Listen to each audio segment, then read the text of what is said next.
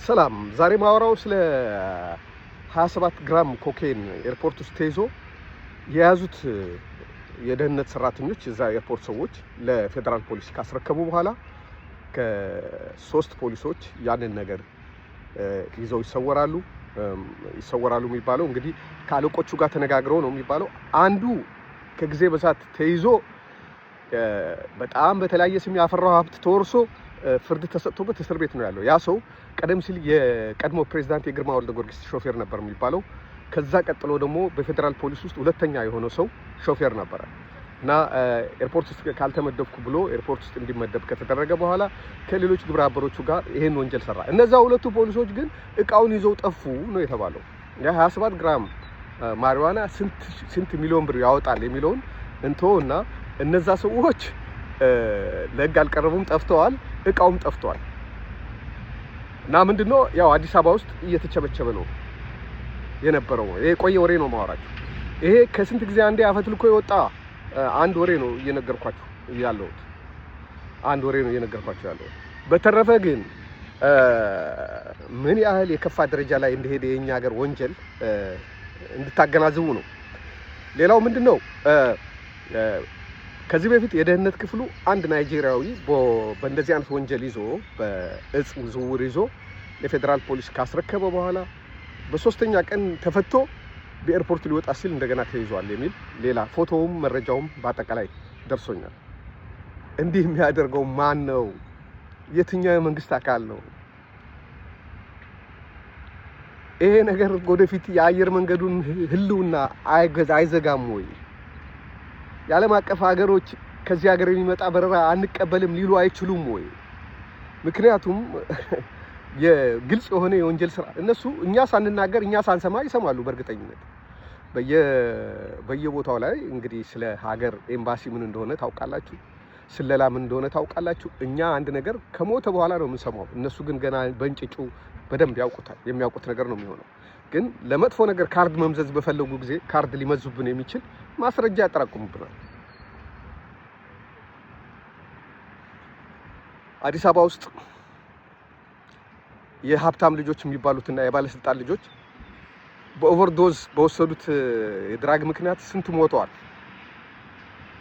ስንት ወጣት ነው የሞተው? እኔ በእንደዚህ የሞቱ ሰዎች በሆስፒታል የተረጋገጠ በእንደዚህ የሞቱ ሰዎች መረጃ አለኝ። አብዛኞቹ የሀብታምና የባለስልጣን ልጆች ናቸው። ጥቂቶች አርቲስቶች ናቸው።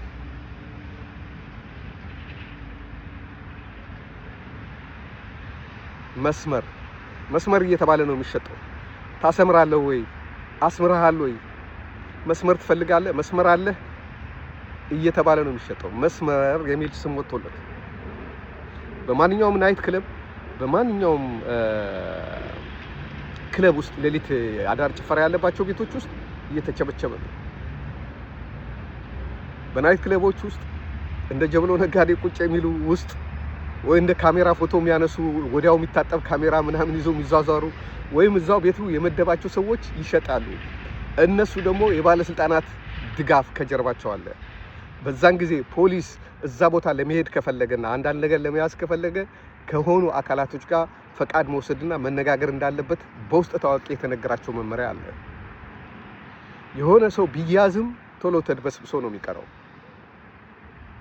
ለዛች ድሃ ሀገር፣ ለዛች መከረኛ ሀገር ሌላ መከራ እንዴት በመንግስት አካል ይጨመርላታል?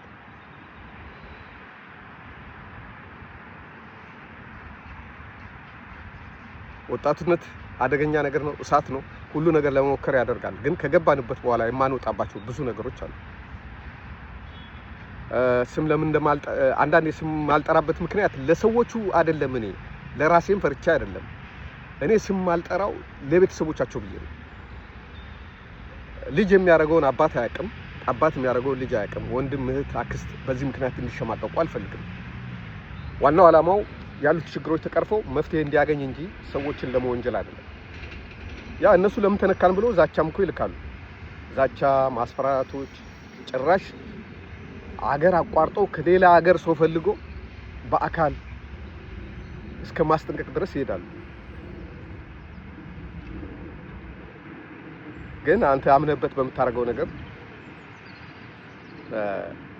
የሚመጣውን ነገር ትቀበላለህ በጸጋ። እባካችሁ የመንግስት ባለስልጣናት ዝም ብለህ እዛ በየጫካው ከምናምን ከምትለው እዛ ከተማ ውስጥ በራስ ባስቀመጥካቸው ሰዎች እየተገዘገስክ እንደሆነ ብታውቅ ጥሩ ነው። መጨረሻ ከመንግስት ቁጥጥር ውጪ እንደሚሆን አትጠራጠሩ። አንዳንዶቹ በዚህ ጉዳይ የሚጠረጠሩ ሰዎች እስከ ፓርላማ ለመግባት በሆኑ ምክር ቤቶች ለመወዳደር ፎቶአቸውን ለጥፎ አይቻሉ ዋና የሚባሉት።